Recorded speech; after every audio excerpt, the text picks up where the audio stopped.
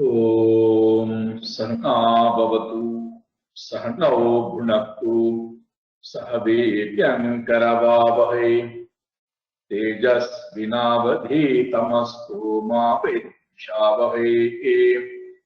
ओम शांति शांति शांति। हरिः ओम श्री गुरुभ्यो नमः। हरिः ओम।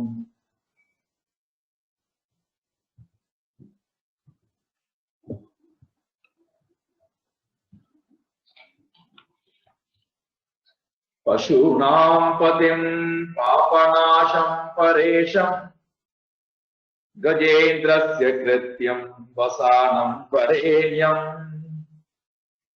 जटाजूटमध्ये स्फुरद्गाङ्गधारि महादेवमेकं स्मरामि स्मरारिम् महेशं सुरेशं सुरारातिनाशम् विभुं विश्वनाथं विभूत्यङ्गभूषम् विरूपाक्षमिन्दवर्कवर्णेत्रनेत्रम् सदानन्दनीले प्रभुं पञ्चवक्त्रम् गिरीशं महेशं जले नीलवर्णम् गवेन्द्राधिरूढम् गुणातीतरूपम् भवं भास्वरं भस्मना भूषितांगम् भवानी कलत्रं भजे पञ्चवक्त्रम् शिवाकान्त शम्भो शशाङ्कार्धमौले महेशानशूलिं जटाजूटधारिम् त्वमेको जगद्व्यापको विश्वरूप प्रसीद प्रसीद प्रभो पूर्णरूप परात्मानमेकं जगद्बीजमाद्यम् निरीहं निराकारं वेद्यम् यतो जायते फाल्यते न विश्वम् तमेशं भजे लीयते यत्र विश्वम् न भूमिर्न चापो न वह्निर्न वायुः न भूमिर्न चापो न वह्निर्न वायुः न चाकाशमास्ते न तन्द्रा न निन्द्रा न चाकाशमास्ते न तन्द्रा न निद्रा न ग्रीष्मो न शीतं न देशो न वेशो न ग्रीष्मो न शीतं न देशो न वेशो न यस्यास्ति मूर्तिः त्रिमूर्तिं तमीडे न यस्यास्ति मूर्तिः त्रिमूर्तिं तमीडे अजं शाश्वतं कारणं कारणानाम् अजं शाश्वतं कारणं कारणानाम् शिवं केवलं भासकं भासकानाम् शिवं केवलं भासकं भासकानाम् तुरीयं तमः पारमाद्यन्तहीनम् तुरीयं तमः पारमाद्यन्तहीनम् प्रपद्ये परं पावनं द्वैतहीनम् प्रपद्ये परं पावनं द्वैतहीनम् नमस्ते नमस्ते विभो विश्वमूर्ते नमस्ते नमस्ते विभो विश्वमूर्ते नमस्ते नमस्ते चिदानन्दमूर्ते नमस्ते नमस्ते चिदानन्दमूर्ते नमस्ते नमस्ते तपोयोगगम्य नमस्ते नमस्ते तपोयोगगम्य नमस्ते नमस्ते श्रुतिज्ञानगम्य नमस्ते नमस्ते श्रुतिज्ञानगम्य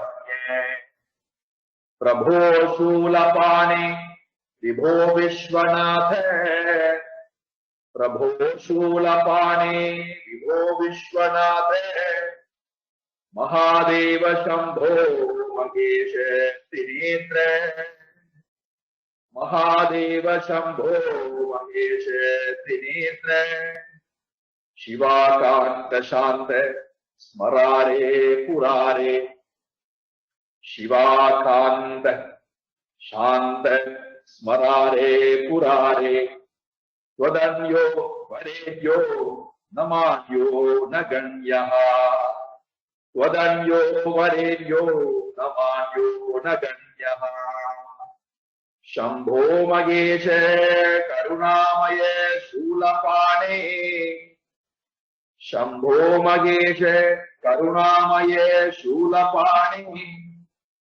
गौरीपते पशुपते पशुपाशनाशिन् गौरीपते पशुपते पशुपाशनाशिन् काशीपते करुणया जगदेकदेकः काशीपते करुणया जगदेकदेकः त्वं हंसि पासि विदधासि महेश्वरोऽसि त्वं हंसि पासि विदधासि महेश्वरोऽसि त्वत्तो जगत् भवति देव भवस्मरारे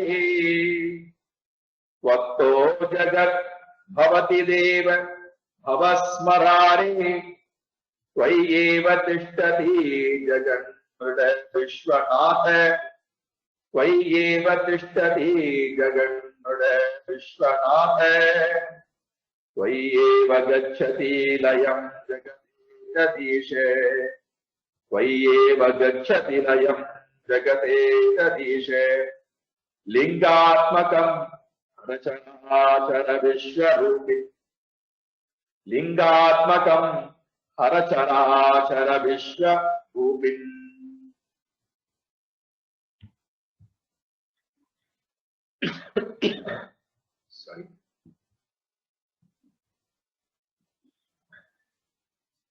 காலையிலே பார்த்தோம். உபநிஷதம் என்பது வேதத்தை 4 பகுதிகளாக பிரித்து சம்ஹிதா, பிராமண்யகம், ஆரண்யகம், உபநிஷதம் என்று 4ஆக பிரித்து சம்ஹிதா என்று சொல்லக்கூடிய பகுதியிலே வேத அத்தியனம் செய்யப்பட்டு, பிராமண்யக பகுதியிலே அந்த வேதம் என்ன முறையை வாழ்ந்து பார்க்க சொல்கிறதோ அந்த வாழ்க்கை முறையை ஒருவன் மேற்கொண்டு அதன் மூலமாக அவன் ஆரண்யகம் என்று சொல்லக்கூடிய பகுதிக்கு வருகிறான். அங்கே உபாசனையும் ஜபமும் தியானமும் மௌனமும் அவனுடைய சாதனமாக இருந்து தன்னை சந்நியாசத்துக்கு தயார் செய்கின்றான், அல்லது உபனிஷத் பகுதிக்கு தன்னை தயார் செய்கிறான்.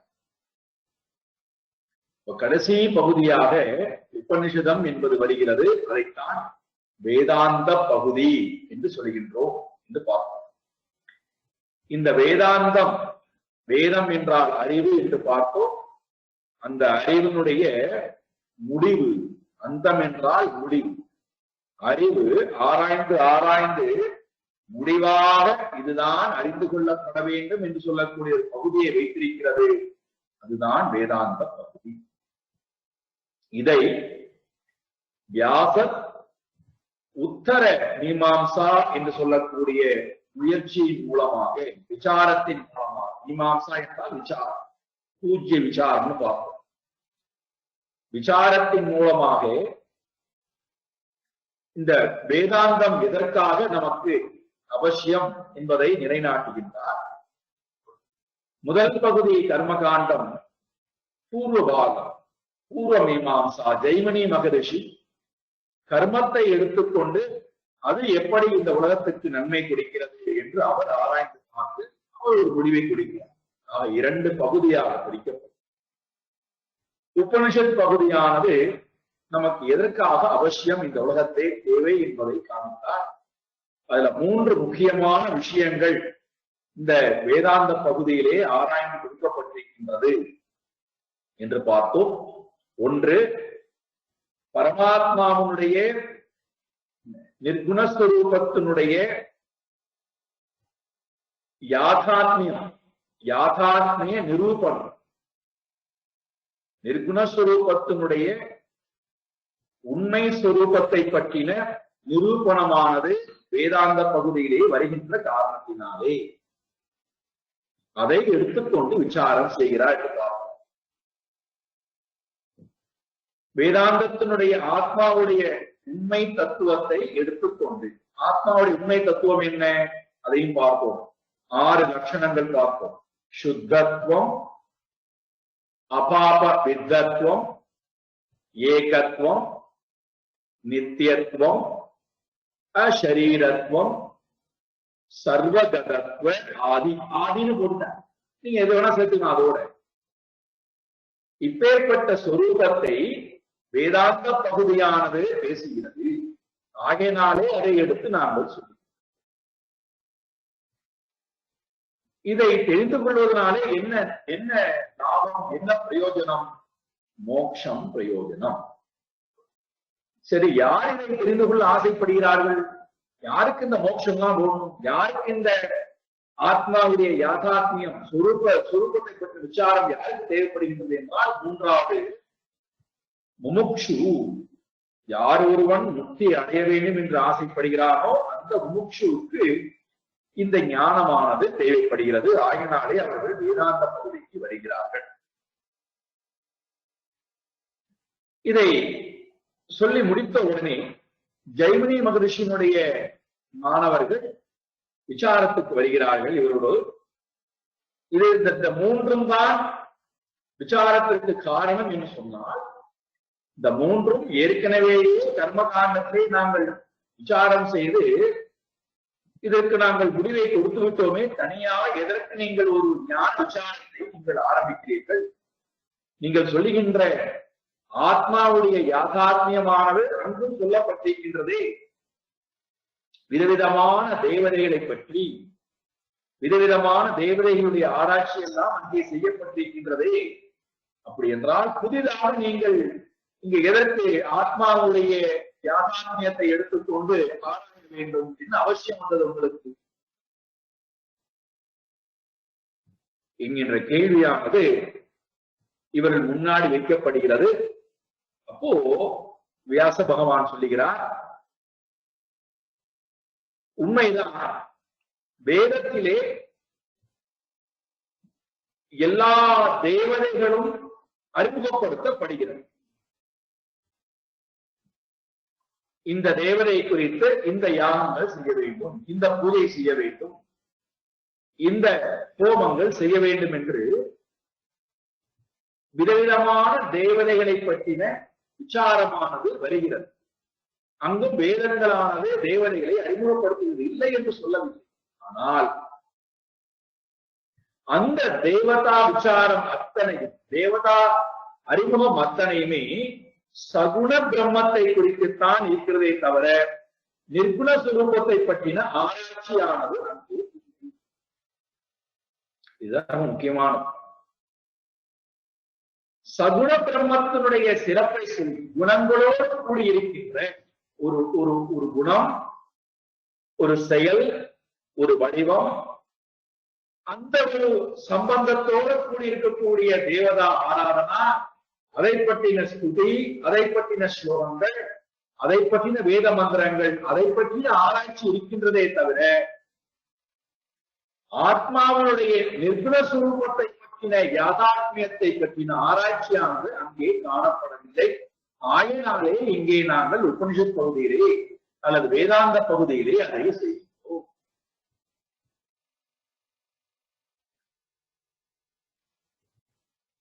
இப்ப உடனடியாக ஒரு கேள்வி கேட்கிறார்கள், அப்படி என்றால் இந்த யாதாத்மியம், ஆத்மாவுடைய ஆத்மாவுடைய யதார்த்தமானது அங்கே இங்கே சொல்லப்படுகின்றது என்றால்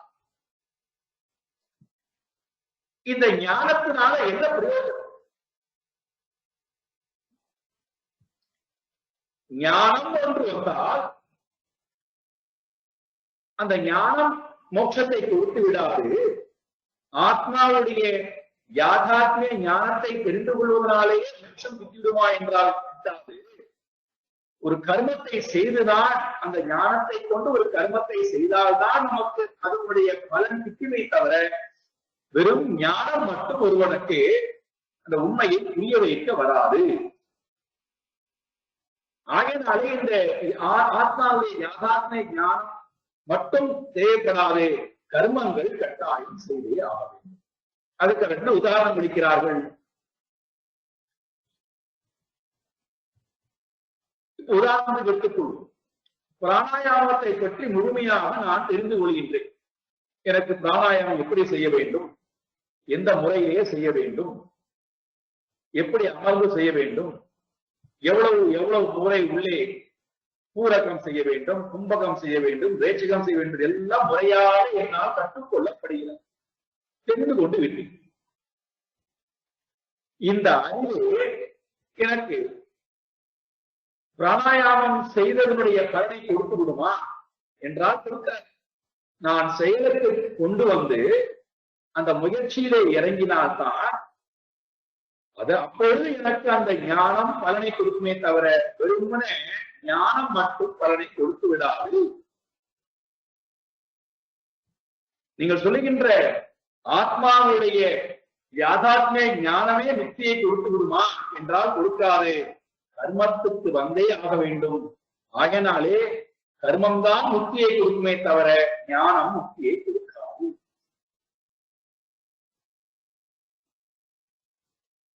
இது அவர்களுடைய வாதம். அப்போ உத்தரமீமாம்சா வியாச பகவான் சொல்லுகிறார், உத்தரமீமாம்சா உண்மைதான்.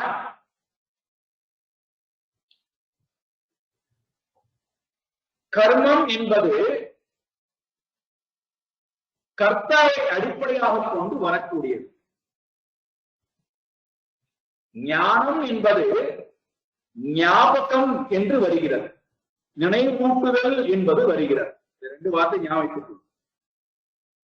கர்ம காரகம், ஞான ஞாபகம், ஞாபனம் அல்லது ஞாபகம். கர்மமானது செயல், கர்மம் என்றால் செயல். செயலானது காரகம்,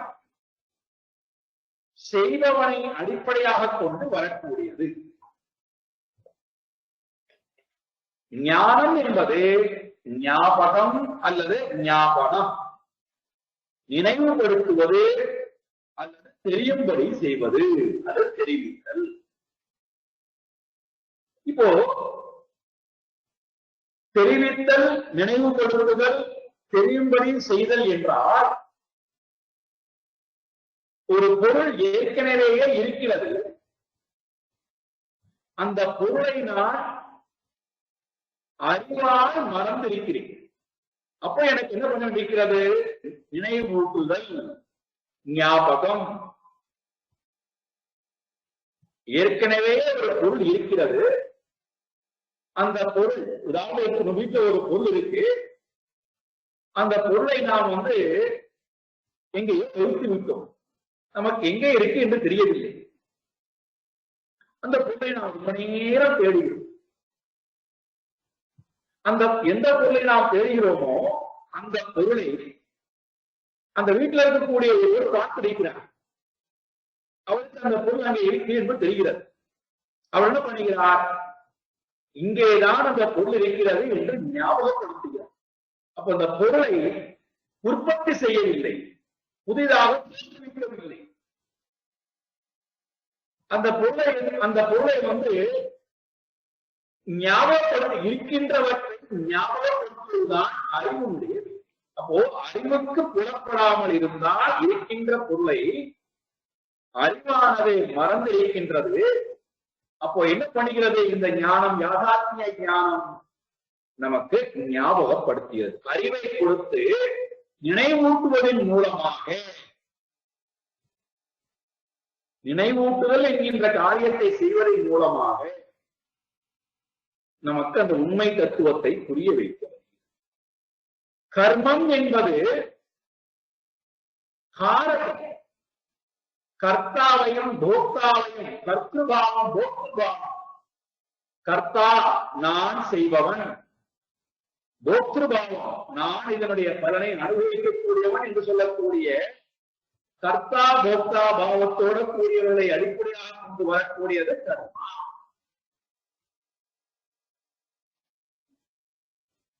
ஏன் இந்த கர்த்தாவாகவும் போக்தாவாகவும் வந்தது?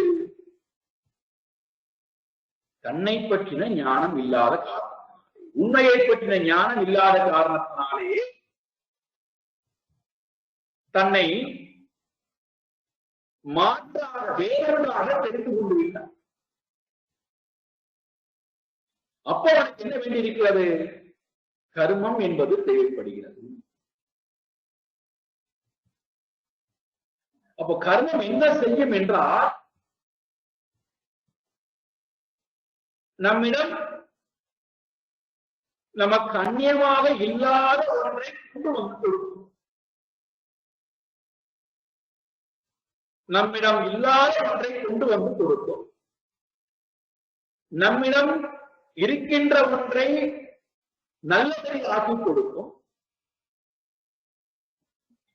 இல்லாத ஒன்றை தோற்றுவித்துக் கொடுக்கும். இல்லாத ஒன்றை தோற்றுவித்துக் கொடுக்கும். இருக்கக்கூடியதை உருமாற்றி கொடுக்கும். ஏற்கனவே இருக்கின்ற ஒன்றை கர்மத்தால் இதை செய்ய முடியாது. இப்ப 4 பாக்கம் அல்லவா? எனக்கு அந்நியமாக இல்லாத ஒன்றை கர்மத்தினாலே நான் அடையலாம். இருக்கின்ற ஒன்றை வேறொன்றாக மாற்றலாம். இருக்கின்ற ஒன்றை நான் புனிதப்படுத்தலாம். இல்லாத ஒன்றை தோற்றுவிக்கலாம். ஏற்கனவே இடம் ஒன்று இருந்தால் அதை நான் கர்மத்தினாலே அடைய வேண்டிய அவசியம் இல்லை. தெரிந்து கொள்ளுதல் என்பதுதான் அங்கே அறிதல், அறிவான அறிதல் என்பதுதான் அங்கே என்னுடைய வேலையாக இருக்கிறது.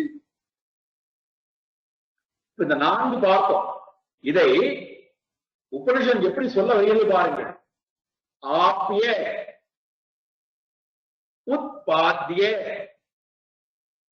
சம்ஸ்காரிய, விகாரிய. ஆப்ய, மறுபடியும் சொல்லுகிறேன், உத்பாத்ய, சம்ஸ்காரிய, விகாரிய. இப்போ கர்மத்தினால இந்த 4 தான் நமக்கு கிடைக்குமா? இவர் என்ன சொல்லிட்டார்? இந்த ஜெய்மினி மகரிஷியினுடைய மாணவர்கள் ஞானம் மட்டும் இருந்து போதியம் இல்லை, கர்மத்துக்கு வந்தாக வேண்டும். கர்மத்தினால என்ன செய்யலாம் என்றால், ஆப்யே என்றால் ஆப்னோதி, சகா ஆப்னோதி, அவன் அடைகிறான். அடைதல். இப்போ கர்மத்தினால என்ன செய்ய முடியும் என்றால், என்னிடம் ஒரு பொருள் இல்லை, அல்லது நான் ஒரு இடத்துல இருந்து இன்னொரு இடத்துல நான் இல்லை. அப்போ நான் என்ன பண்ணலாம்?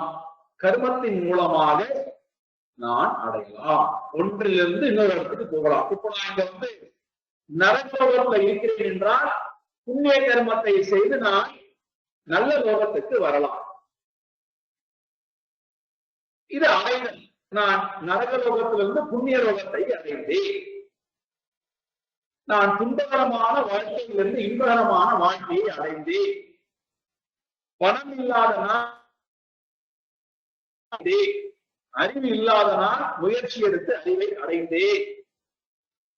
ஆரோக்கியம் இல்லாத நான் முயற்சி எடுத்து ஆரோக்கியத்தை அடைந்தேன். ஆப்பிய. அப்போ எது எல்லாம் என்னிடம் இல்லையோ அது வெளியில இருக்கு, அதை நான் அடைகிறேன். இது கர்மத்தினால அடைதல் என்கின்ற காரியத்தை செய்ய முடியும். ஓ, கர்மகாலம் என்ன பண்ணுகிறது? நீ பிரம்மலோகம் வரைக்கும் போகலாம், தேவலோகம் வரைக்கும் போகலாம். விதவிதமான லோகங்களை எல்லாம் சொல்லி தேவ கந்தர்வ கந்தர்வலோகம், தேவலோகம், விதவிதமான லோகங்கள்லாம் நீங்க சொல்லப்படுகிறது. அந்த லோகம் வரைக்கும் நீ போகலாம். அப்போ நாம் அந்த இடத்தை அடையணுங்கிறதுக்காக இருக்கக்கூடிய முயற்சி. இங்க நம்ம என்ன பார்த்தோம்? நாத்தாவுடைய சொரூபம் சர்வகதத்வா அப்படின்னு பார்த்தோம்.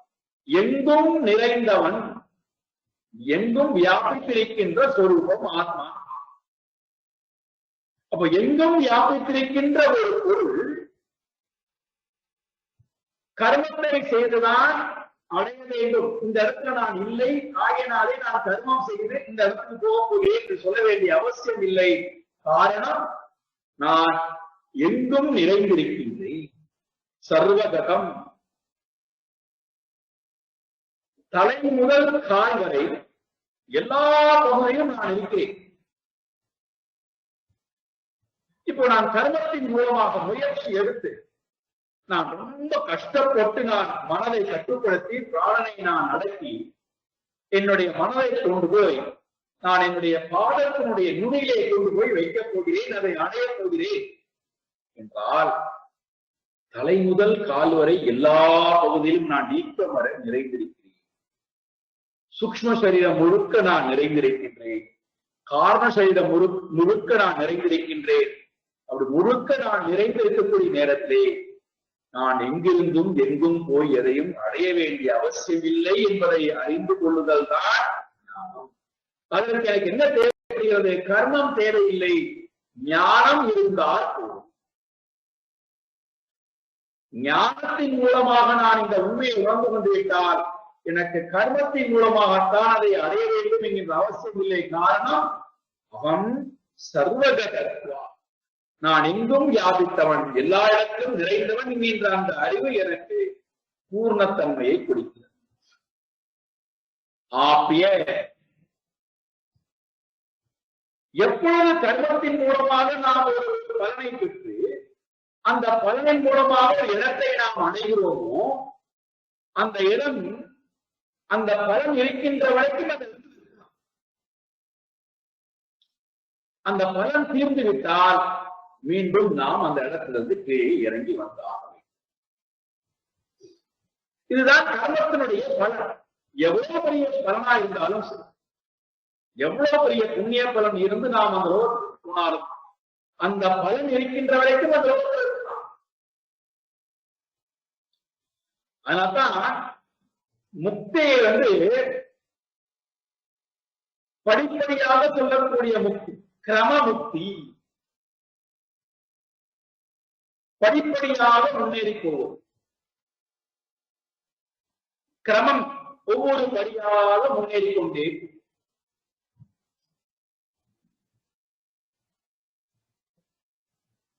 கிரமமுக்தி. மற்றொன்று, இந்த உலகத்திலேயே நான் முக்தி அடைவது, உண்மையை உணர்ந்து வீடு வேட்டை அடைவது. இன்னொன்று விதேக முக்தி, எந்ததற்கு பிறகு எனக்கு தேகம் இல்லாமல் கிடைக்கக்கூடிய முக்தி. எங்கும் நான் போக வேண்டிய அவசியம் இல்லை. காரணம், நான் முழுமையாக என்னை உணர்ந்து விட்ட காரணத்தினாலே. மீண்டும் ஒரு இடத்தை நான் அடைய வேண்டிய அவசியம் இல்லை கர்மத்தினாலே.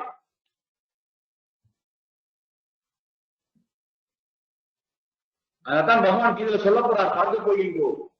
எதை அடைந்த பின் மீண்டும் ஒன்றை அடைய வேண்டும் என்கின்ற ஒரு நிர்பந்தம் இல்லாத நிலைக்கு நீ போவாயானால் அதுதான் என்னுடைய பரமபதம்ங்கிறார் பகவான்.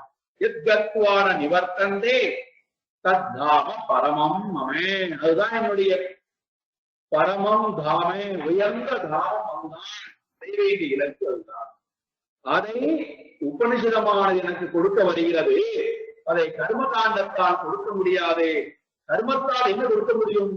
என்னிடம் ஒன்று இல்லாமல் இருந்தால் அதை நான் கர்மத்தால் அடையலாமே தவிர எங்கும் வியாபித்திருக்கக்கூடிய என்னை நான் அறிவை கொண்டு அறிந்து கொள்ளுதல், அதை எனக்கு நினைவுபடுத்துகின்ற ஞாபகமாக இந்த வேதாந்த பகுதி இருக்கின்ற காரணத்தினாலே இதை நான் ஆராய்ச்சிக்கு எடுத்துக் கொள்கின்றேன். இரண்டாவது உட்பாத்தியம். முதல்ல ஆப்பியம், இரண்டாவது உட்பாத்தியம். உட்பாத்தியம் என்றால் ஒன்றை தோற்றுவித்தல், இல்லாத ஒன்றை தோற்றுவித்தல். இதையும் நாம் பார்ப்போம். உட்பாத்தியம் தோற்றுவிக்கிறது. எனக்கு இந்த பொருள் வேண்டும், எனக்கு உற்பத்தி பண்ணிக்கணும்னு கேட்கும். உட்பாத்தியம்.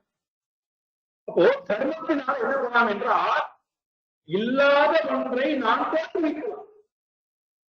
இருக்கின்ற ஒன்றை அடைதல் என்பது ஆபியம். அது என்னிடம் இல்லை, வெளியே இருக்கிறது, அதை அடைகிறது.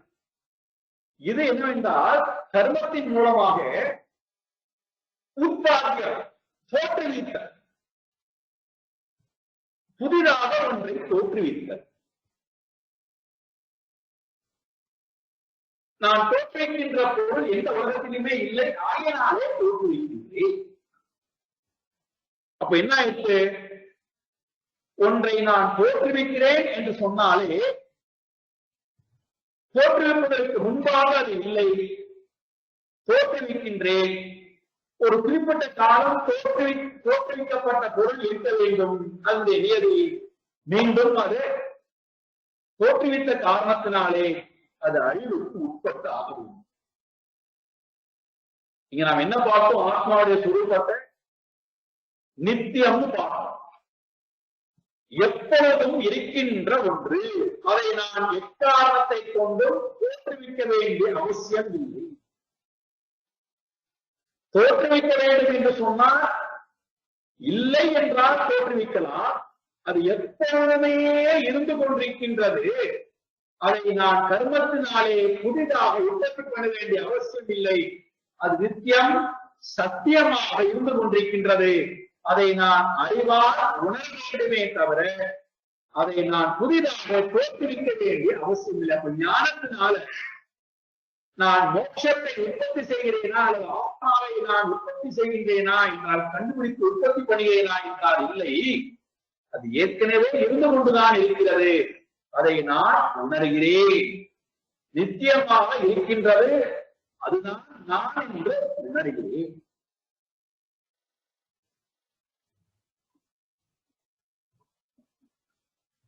ஒன்றை நான் இல்லாத ஒன்றை தோற்றுவித்தால் அது காலத்துக்கு உட்பட்டு வந்து விடுகிறது. ஆகினாலே காலத்துக்கு உட்பட்டு அழிவே ஆகும். ஆத்மாவுடைய சுரூபம் காலாதீதா தேசாதீதா. எக்காரணத்தை கொண்டும் அது தோற்றுவிக்கப்படுவது அல்ல, அறிவால் உற்பத்தி செய்யப்படக்கூடியது அல்ல. அது உணரப்பட வேண்டியவை. அந்த உணரப்பட வேண்டியவையாக இருக்கின்ற காரணத்தினாலே வேதாந்தமானது அதை நினைவு ஊட்டுகிறது. ஞாபகம்.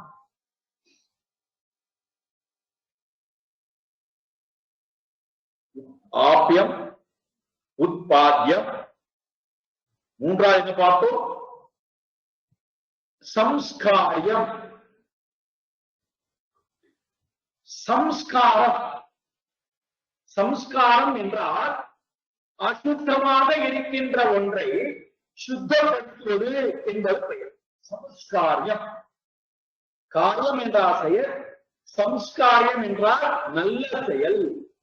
அப்போ அசுத்தமாக ஒன்று இருந்தால்தான் அதை கர்மத்தினாலே சுத்தப்படுத்தலாம். இப்போ விதவிதமான பூஜைகளாக இருக்கட்டும், யாகங்களாக இருக்கட்டும், தேவ உபாசனையாக இருக்கட்டும், தபஸாக இருக்கட்டும், பிராணாயாமா, எல்லாமே பார்த்தோம் என்றால் அசுத்தமாக இருக்கின்ற என்னுடைய உடல் மனதை தூய்மைப்படுத்துவதற்காக ஒரு கர்மத்தை செய்ய சொல்கிறதே தவிர புதிதாக வேறு ஒன்றை உற்பத்தி செய்வதற்காக கர்மங்கள் சொல்லப்படும். சம்ஸ்காரம். பாபமாக இருக்கின்ற மனதை, பாப எண்ணத்தோடு கூடிய மனதை, பாபத்தினுடைய பலனாலே வந்திருக்கக்கூடிய உடலை என்ன பண்ணுகிறது? இந்த மாதிரி புனிதமான கர்மத்தின் மூலமாக, புனிதமான வேத மந்திரத்தின் மூலமாக சம்ஸ்காரப்படுத்து, சுத்தப்படுத்து, புனிதப்படுத்து என்று வேதத்தினுடைய கர்மகாண்டம் சொல்லுது. வீட்டுக்குள்ள நாம நுழைய வேண்டும், வசிக்க வேண்டும் என்று சொன்னா என்ன பண்ணுவோம்? வீட்டை முதல்ல சுத்தப்படுத்தும். வீட்டினுடைய செவருக்கெல்லாம் வெள்ளை அடித்து வீட்டை ஜலத்தை போட்டு நாம் சுத்தமாக கழுவி எடுத்து நல்ல தோரணங்கள் எல்லாம் கட்டி சந்திரன் குங்குமம் இட்டு சுத்தப்படுத்தி அழகுபடுத்தி அதன் பிறகு வீட்டுக்குள்ளே நுழையும். யாகங்கள் எல்லாம் செய்து பூஜைகள் எல்லாம் செய்து அந்த இடத்தையே அசுத்த தன்மையிலிருந்து அசுத்த எண்ணங்களிலிருந்து சுத்தமான தன்மைக்கு நாம் கொண்டு அதன் பிறகு உள்ளே நுழைவதை போல வேதத்தினுடைய கர்மகாண்டங்கள் என்ன பண்ணுகிறது? நமக்கு சுத்த தன்மையை கொடுப்பதற்காக. ஆனால் ஞானம் என்ன பண்ணுகிறது என்றால், நம்ம என்ன பார்க்கணும் காலையில? அபாப வித்தத்வா அப்படின்னு பார்க்கணும். சுத்தத்வா அபாப வித்தத்வா, ரெண்டு குவாலிட்டி பார்க்கணும். ஆத்மாவுடைய குவாலிட்டி அது பியூர் சுத்தம். இரண்டாவது என்ன பார்த்தோம்? அபாப வித்தம். பாப என்றால் பாப பலன், அபாபம் என்றால் பாபம் இல்லாத தன்மை. ஆத்மாவுக்கு எந்த பாபமும் இல்லைன்னு பார்ப்போம். பியூரா இருக்கின்ற ஒன்றுக்கு நான் கர்மத்தின் மூலமாக மீண்டும் கர்மங்களை செய்வதன் மூலமாக நான் எந்த பியூரிபிகேஷனையும் கொடுக்க வேண்டிய அவசியம் இல்லை. எந்த சம்ஸ்காரியத்தையும் நான் கொடுக்க வேண்டிய அவசியம் இல்லை. இது பியூர் என்பதை உணர்தல் தான் வேலையை தவிர நான் புதிதாக எந்த கர்மத்தையும் செய்து என்னுடைய ஆத்மாவுக்கு நான் சுத்த தன்மையை கொடுக்கப் போகின்றேன். பாபமாக இருக்கின்ற அசுத்தமாக இருக்கின்ற ஆத்மாவுக்கு நான் சுத்த தன்மையை கொடுக்கப் போகிறேன் என்கின்ற அவசியம் என்பது வருவது இல்லை. காரணம் ஆத்மா சுத்தத்வாத் அபாப வித்தத்வாத். அப்ப நாம் செய்யக்கூடிய கர்மங்கள், வேதங்களில் சொல்லப்படக்கூடிய கர்மகாண்டங்கள் முழுக்க வேதம் உச்சாரணம் செய்வதாக இருக்கலாம், பிராமணியமாக இருக்கலாம், ஆரண்யக பகுதியாக இருக்கலாம். இதெல்லாம் எதற்கு என்றால் என்னுடைய உடல், இந்திரியங்கள், பிராணன், மனது இவைகளுடைய சுத்தத்துக்காகத்தானே தவிர ஆத்மாவுடைய சுத்தத்துக்காக அல்ல.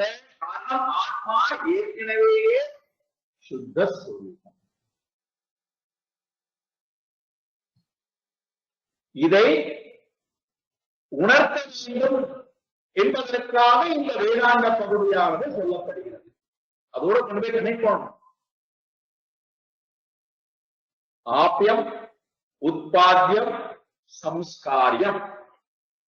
நான்காவது என்ன பார்த்தோம்? விகாரியம். விகாரப்படுத்துதல், ஒன்றை வேறொன்றாக மாற்றுதல், ஒன்றை வேறொன்றாக மாற்றி பார்க்க, விகாரப்படுத்தி பார்க்க. தலைமுடியை நாம் எப்படியெல்லாம் மாறுதல் உட்படுத்திக் கொள்கின்றோம். உடல், நம்முடைய வஸ்திரங்களை எல்லாம் எப்படி மாற்றி மாற்றி நாம் உருமாற்றி பார்த்துக் கொள்கின்றோம். வீட்டினுடைய வடிவமத்தை மாற்றி பார்த்து ஆசைப்படுகின்றோம். இதெல்லாம் உருமாற்றத்தை நாம் விரும்புகிறோம். கர்வத்தினால பண்ண முடியும். விகாரத்தை ஒன்றை வேறொன்றாக மாற்றி பார்க்க. ஏன் ஒன்றை வேறொன்றா மாற்றி பார்க்க ஆசைப்படுகிறோம்? காரணம் சரீரத்தில் இருக்கின்ற விகாரம். அது நமக்கு பிடிக்கல. உடலாக இருந்தாலும் சரி, மனதாக இருந்தாலும் சரி, அறிவாக இருந்தாலும் சரி, அதுல இருக்கின்ற வேறுபாடுகள் நமக்கு வேதனையை கொடுக்கிறது. விதவிதமான கர்மங்களை செய்து இந்த மாறுபாட்டினால சந்தோஷம் வந்துடாதா? இந்த மாறுபாடான நிலையை கொண்டு விட மாட்டோமா என்று விதவிதமான கர்மங்களின் மூலமாக சந்தோஷத்தை நாம் ஏற்படுத்தி பார்க்க ஆசைப்படுகிறோம். ரொம்ப அழகா பூஜ்ய குருதை புத்தாண்டை பற்றி ஒரு அழகான ஒரு செய்தியை உலக மக்கள் தெரியப்படுத்தியிருக்காங்க. புத்தாண்டு என்பது ஒன்று கிடையவே கிடையாது என்பது உண்மைதான். 364 நாட்கள் கொண்டது ஒரு வருடம், 12 மாதங்கள் கொண்டது, 54 வாரங்கள் கொண்டது. அப்போ ஒவ்வொரு நாளும் எல்லாம் சேர்ந்தது ஒரு ஆண்டு. அப்ப எங்க புத்த ஆண்டு, புதிய ஆண்டு என்று வந்தது. அப்ப நமக்கு என்ன வேண்டியிருக்கிறார் என்றால், உண்மையிலேயே புதிய ஆண்டு என்பது அங்கே இல்லை. நம்முடைய மனம் புதியதாக ஏதாவது வந்து விடாதா, ஆகிவிடாதா என்று, ஐயோ இந்த ஆண்டில் இதுதான் நடந்து விட்டது, இந்த ஆண்டிலையாவது வரக்கூடாதா என்று விதவிதமான விதவிதமான கர்மங்கள் நமக்கு ஆனந்தத்தை கொடுத்து விடாதா, சந்தோஷத்தை அனுபவித்து விட மாட்டோமா என்று ஒரு தேடுதலிலேயே நாம் நகர்ந்து கொண்டே போகிறோம். ஆனால் இங்க என்ன பார்த்தோம்? ஆத்மாவுடைய சுரூபம் அசரீரத்வா. ஆத்மாவுக்கு 3 சரீரமும் இல்லாத காரணத்தினாலே அது எவ்வகையிலும் விகாரப்படுவதில்லை. அதனால்தான் ஆத்மாவுடைய சுரூபம் நிர்விகாரத்வா, எந்த மாற்றமும் அதற்கு இல்லை. ஆகையினாலே கர்மத்தின் மூலமாக ஆத்மாவுக்கு இப்பொழுது ஆத்மா மைண்ட் இப்ப ரொம்ப மூடியா இருக்கு. ஆகையினாலே நான் கர்மத்தின் மூலமாக இந்த மூளை மாற்றப் போகின்றேன். சந்தோஷம் இல்லாத மனதை கர்மத்தின் மூலமாக சந்தோஷப்படுத்தி பார்க்க போகின்றேன். பயத்துடக்கூடிய மனதை அபயத்திற்கு கொண்டு வரப் போகின்றேன். சோர்ந்து இருக்கக்கூடிய மனதை கர்மத்தின் மூலமாக சந்தோஷப்படுத்தி பார்க்க போகின்றேன். ஆரோக்கியம் இல்லாத உடலை கர்மத்தின் மூலமாக ஆரோக்கியத்தை கொண்டு வரப் போகின்றேன். அறிவில்லாத புத்தியை அறிவு கொண்டு வருவதற்கு விதவிதமான கர்மத்தை செய்ய போகின்றேன். இதெல்லாம் விகாரம். இங்க ஆத்மாவுக்கு சரீரமே இல்லாத போது நான் எந்த சம்ஸ்காரமும் செய்து ஆத்மாவுக்கு மாற்றத்தை விகாரத்தை கொண்டு வர வேண்டிய அவசியம் இல்லை. ஆகையினாலே ஆத்மா எப்படா இருக்கிறான்னா சரீரத்வா ஆத்மா. விகாரம் என்பது விகாரியம். ஆத்மாவுக்கு எந்த மாற்றத்தையும் நான் கொண்டு வர வேண்டிய அவசியம் இல்லை. இதை உணர்ந்து கொள்வதுதான் வேதாந்த பகுதியை முக்கியமாக எடுத்துக்கொண்டு ஆராய்ந்து பார்ப்பதற்காக சொல்லப்படுகிறது. அப்போ ஞானம் கர்மத்தின் மூலமாகத்தான் பலனளிக்கப்படும் என்றால் அது உங்களுடைய வாதம். காரணம், நீங்கள் கர்மத்தை கொண்டு நீங்கள் ஆத்மாவுக்கு அந்நியமாக இருக்கக்கூடிய ஒன்றை உற்பத்தி செய்ய ஆசைப்படுகிறீர்கள், அடைய ஆசைப்படுகிறீர்கள், ஒன்றை வேறொன்றாக மாற்ற ஆசைப்படுகிறீர்கள், அல்லது சம்ஸ்காரம் கொடுத்து நீங்கள் பண்ண ஆசைப்படுகிறீர்கள். ஆனால் ஆத்மாவுடைய சொரூபத்திற்கு இந்த 4ம் தேவையில்லை. ஆப்பியம் என்று சொல்லக்கூடிய அடைதலோ, உட்பாத்தியம் என்று சொல்லக்கூடிய உற்பத்தி செய்தலோ, சம்ஸ்காரியம் என்று சொல்லக்கூடிய நல்லதை கொடுத்தலோ, விகாரியம் ஒன்றை வேறொன்றாக மாற்றுதலோ ஆத்மாவுக்கு அவசியம் என்பது இல்லை. காரணம் என்னவென்றால் இவைகள் எல்லாமே கர்த்தாவை அடிப்படையாக கொண்டு கர்ம காரகம், கர்த்தாவை அடிப்படையாக கொண்டு வரக்கூடியதே தவிர ஆத்மா அகர்த்தா, ஆத்மா அபோக்தா. ஆத்மாவுக்கு கர்த்திருவ பாவமோ போக்திருத்துவ பாவமோ இல்லை. ஆகையினாலே ஆத்மாவுக்கு எந்த ஒன்றையும் அடைதலோ, உற்பத்தி செய்தலோ, ஒன்றை வேறொன்றாக மாற்றுதலோ, சம்ஸ்காரத்தை கொடுத்தலோ அவசியம் இல்லை. இதை உணர்வதுதான் இந்த வேதாந்த பகுதி. அதை ஞாபகம், ஞானம், ஞாபகம், கர்ம காரகம். அதுனா திரும்ப திரும்ப இந்த கர்ம காரகம் கர்ம காரகம் என்று சொல்லிக் கொண்டே இருக்கிறது என்றால், கர்மம் என்றால் செயல், கர்மம் என்றால் செயல், வினை. காரகம் என்றால் பெயர். பெயர் சொல்லுக்கும் வினை சொல்லுக்கும் இடையே உள்ள தொடர்பு எதுவோ அதுதான் இங்கே கர்ம காரகம் என்று சொல்லுவோம். ஒரு வினைக்கும் ஒரு பெயருக்கும் இடையிலே உண்டான தொடர்பு எதுவோ அது காரகம். அப்போ கர்த்தா செய்பவன் பெயர், அவன் செய்யக்கூடிய வினை கர்ம. கர்த்தாவும் ஒரு வினைக்கும் இடையிலே உண்டான தொடர்பு, இந்த 7 விதமான தொடர்புகள் சேர்ந்தது கர்ம காரகம். அது என்ன இந்த 7 விதமான தொடர்பு? நான் அந்த பெயரை மட்டும் இங்க சொல்லிடுறேன். இதனுடைய விளக்கத்தை எல்லாம் நாம் பின்னாடி கீதையிலே வரும்போது பார்ப்போம். முதல்ல கர்த்தா, அவனுக்கு முதல்ல யார் வரா? கர்த்திரு காரகம். கர்த்திரு என்றால் செய்பவன் இருந்து ஆக வேண்டும். ஒரு செயலை செய்ய வேண்டும் என்று சொன்னால் அதற்கு செய்பவன் கர்த்தா, அவன் இருந்து ஆக வேண்டும். கர்த்திரு காரகம். இரண்டாவது, செய்பவன் இருந்தால் மட்டும் போராது, இரண்டாவது செயல் என்பது வந்தாக வேண்டும். கர்ம காரகம், கர்மம் என்பது வந்தாக வேண்டும், வினை. மூன்றாவது, கர்த்தா இருக்கிறார், செயல் நடக்க வேண்டுமானால் எதனுடைய துணை கொண்டு செயல் செய்கின்றானோ அது கரண காரகம்.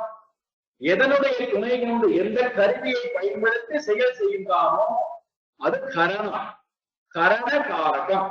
மூன்றாவது, கரணம் என்றால் சாதனம்.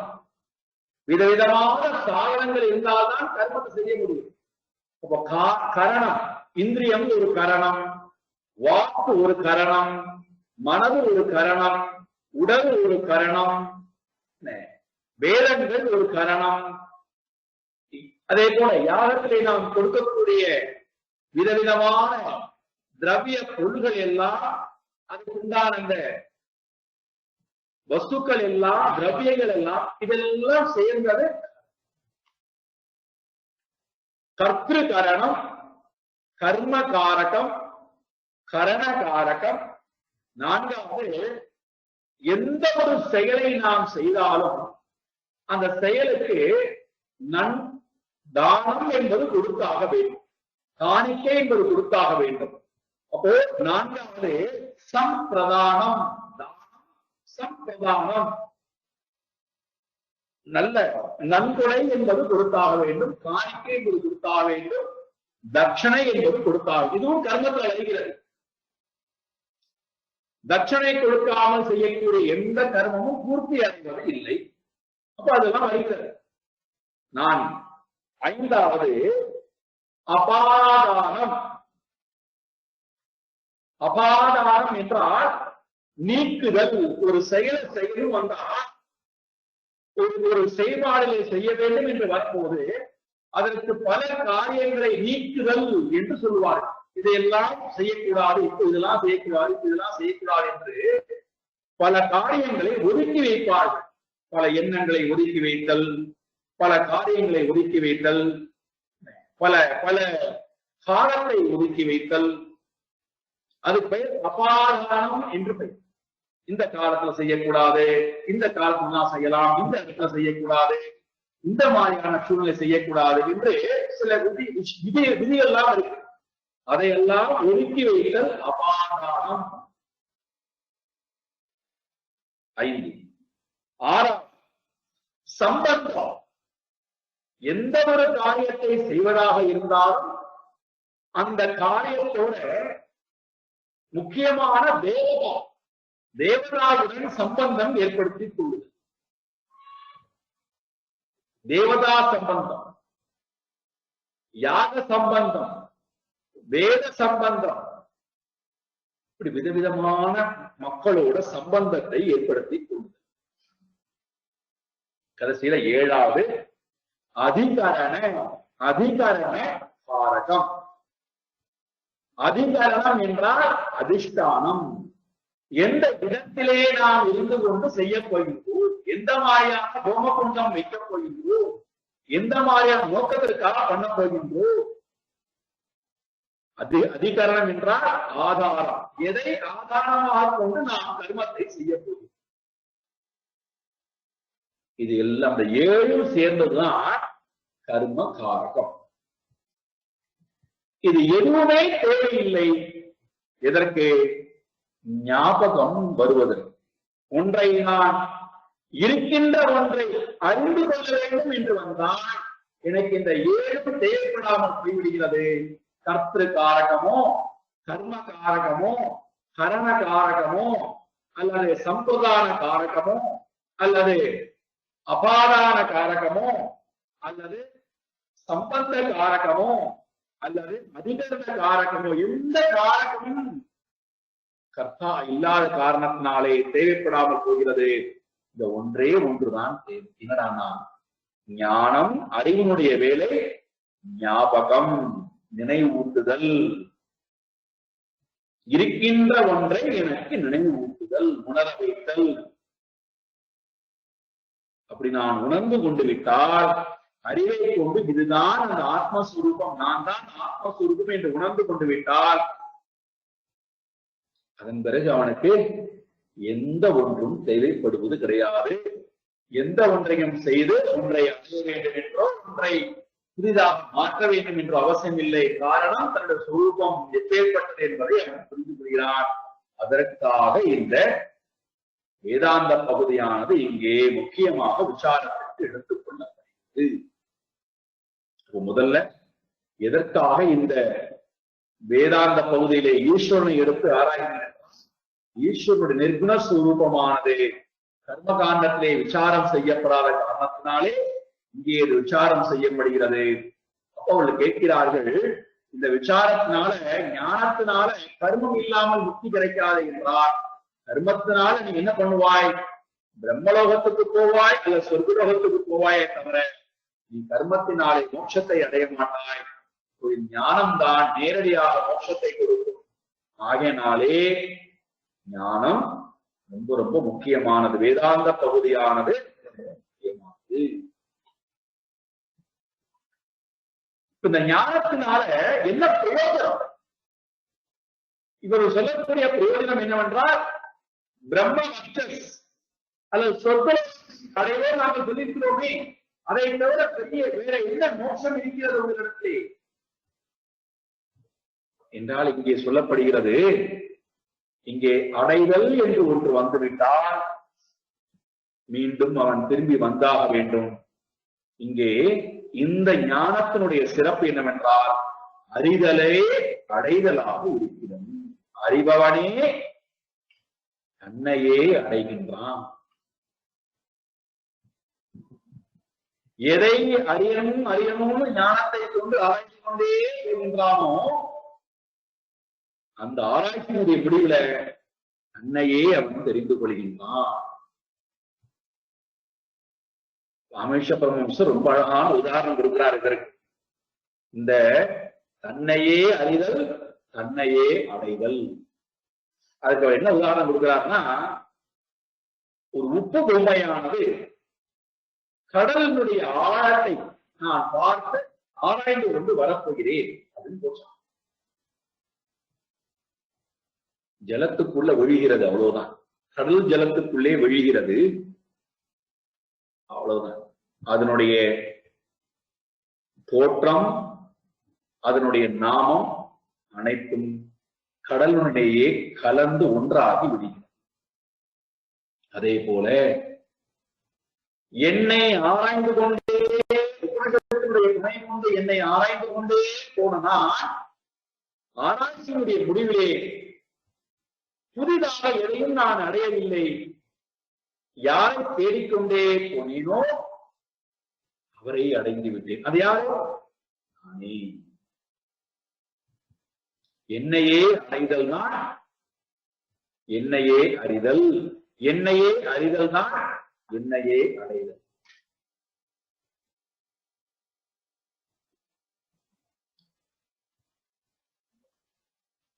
அதனால்தான் ரமண மகர்ஷி ரொம்ப அழகா பாடுறார். அவருடைய அனுபவத்திலிருந்து வரக்கூடிய பாடல்கள் எது எவ்வளவு அழகா பாடுறார் பாருங்க. இந்த உண்மை தத்துவத்தை ஆராய்ந்து கொண்டே போகிறார். என்ன ஆராய்ச்சி?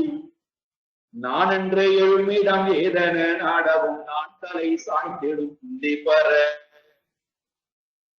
நமதின்மை நீக்கத்தால் உந்தி பெற, நான் என்றே எழுமிடம் ஏதன நாடவும் நான் தலை சாய்ந்திடும் இந்தி பர நமதின்மை நீக்கத்தால் இந்தி பர. நான் நான் நான் என்று சதா எண்ணம் நம்மிடத்திலிருந்து முளைத்துக் கொண்டே இருக்கின்றதே, அது எங்கிருந்து முளைத்துக் கொண்டே இருக்கிறது, ஏன் முளைக்கின்றது என்று உட்கார்ந்து கொண்டு ஆராய்ந்து பார். நான் என்றே எழுமிடம் ஏதன நாடவும், ஏன் எழுகிறது, எங்கிருந்து எழுகிறது, எதற்காக எழுகிறது, யார் அந்த நான் என்று ஆராய்ந்து கொண்டே போ. நான் தலை சாய்ந்திடும் இந்தி பர, அந்த நான் இல்லாமல் போய்விடுகிறது. நான் இல்லாது போனால் நமதின்மை நீக்கத்தால் இந்தி பர, நமது என்பது இல்லாது போய்விடுகிறது. இந்த நமது என்பது வரும்போதுதான் வேதமே வருகிறது. நான் நமது என்று வரும்போதுதான் வேதமே வருகிறது. நான் வேறு, ஈஸ்வரன் வேறு, நான் வேறு, பரமாத்மா வேறு. அப்பதான் என்ன வருகிறது, நான் என்னிடத்திலே இல்லாத தோஷத்தை எல்லாம் கல்யாணம் பண்ணி கொண்டு விட்டு நான் எந்த சௌலபியமும் இல்லாதவன், ஈஸ்வரன் எல்லா சௌலபியத்துக்கும் சொந்தக்காரன். அங்கே கான்ட்ரவர்ஷன் பாருங்க. ஈஸ்வரன் எல்லா சௌலபியத்துக்கும் சொந்தக்காரர், அவர்தான் எங்கும் வியாபித்திருக்கிறார். ஆனால் நானோ எந்த சௌலபியத்துக்கும் சொந்தக்காரன் அல்ல. நான் பரமாத்மா எல்லா சௌலபியத்துக்கும் சொந்தக்காரர், அவர் எங்கும் வியாபித்திருக்கிறார். இது என்ன கான்ட்ரவர்ஷன்? எல்லா இடத்திலும் அவர் வியாபித்திருக்கிறார், அவர் சௌலபியமாக இருந்தார், எனக்குள்ளும் சௌலபியமாக இருந்தார். அப்ப நானும் சௌலபியமான மாணவன் தானே. அப்ப என்னிடத்துல எங்க சௌலபியத்தன்மை கூடவும். இப்ப நாம் எங்கிருந்து பார்க்கிறோம் என்றால், இந்த வேத பாவத்திலிருந்து நான் என்பதை அனாத்மாவிடத்திலே வைத்துக் கொண்டு உண்மையை பார்க்கின்ற காரணத்தினாலே சௌலபியமான அந்த சுத்த தன்மையோட அபாவமாக இருக்கின்ற, ஏகமாக இருக்கின்ற, அசரீரியாக இருக்கின்ற, நித்திய சுரூபியாக இருக்கின்ற, சர்வதமாக இருக்கின்ற ஆத்மாவுடைய சுரூபம் தான் நான் என்று உணராமல் அனாத்மாவுடைய சுரூபத்தை என்னிடத்திலே ஏற்றி வைத்துக் கொண்டு, அப்ப நான் என்ன பண்ணிடுறேன், இந்த சௌலபியமான பரமாத்மாவுடைய சுரூபத்திலிருந்து என்னை வேறுபடுத்தி பார்க்கும்போது அவருக்கு இவ்வளவு கல்யாண குணங்கள் எல்லாம் இருக்கு, எனக்கு இந்த கல்யாண குணங்கள் தான் கிடையாது. ஆனா கல்யாண குணங்களுடைய பரமாத்மா எங்கும் இருக்கார். அப்ப நான் என்ன பண்ண வேண்டியிருக்கிறது, நான் கல்யாண குணம் அற்றவன் ஆயனாலே நான் கல்யாண குணத்தை கொண்டு வருவதற்கு விதவிதமான பூஜைகள் பண்ணணும், விதவிதமான ஹோமங்கள் பண்ணணும், விதவிதமான தியானம் பண்ணணும், விதவிதமான தானம் இதெல்லாம் செய்யப்படுகிறது. மீண்டும் என்ன பண்ணுகிறேன், கர்மகாண்டத்துக்குள்ளே போய் என்னுடைய மனதை சுத்தப்படுத்துவதற்கு முயற்சிக்கிறேன் தவிர ஆத்மாவை அழிவதிலே எனக்கு எந்த ஆர்வம். ஆத்மாவை அறிந்து கொள்ள ஆசைப்படுகிறாயா? எல்லாம் வேண்டாம். பரமாத்மா கல்யாண குணம் உடையவர், நான் கல்யாண குணம் மற்றவன், நான் அசுத்தமானவன், ஆயனாலே இந்த காரியத்தை பண்ணி என்னை அப்போ சுத்தப்படுத்துகிறேன். நான் ஒரு காலத்தையும் பரமாத்மாவை அறிந்து கொள்வதற்கோ அவரை அடைவதற்கோ எனக்கு ஆசை இல்லை. அதை எடுத்து விடுகின்றது உபனிஷத்தினுடைய பகுதி. கர்மத்தினால நீ இந்த லோகத்துக்கு போகலாம். அதனால்தான் ரொம்ப அழகா பார்த்தால் ஆழ்வார், இச்சுவை தவிர யான்கோ இந்திர லோகம் ஆளும் அச்சுவை தெரிந்து வேண்டிய நரங்கன்மார். ரிஷைராஜா சொல்றார் அவருடைய முகுந்த மாலையில, யார் ஒருவன் இந்த நிர்குண ஸ்வரூபத்தை தியானிக்கிறாரோ முக்தி அடையன்னு சொல்றார். முக்திக்காக இந்த புத்தகத்தை சொல்றாங்க.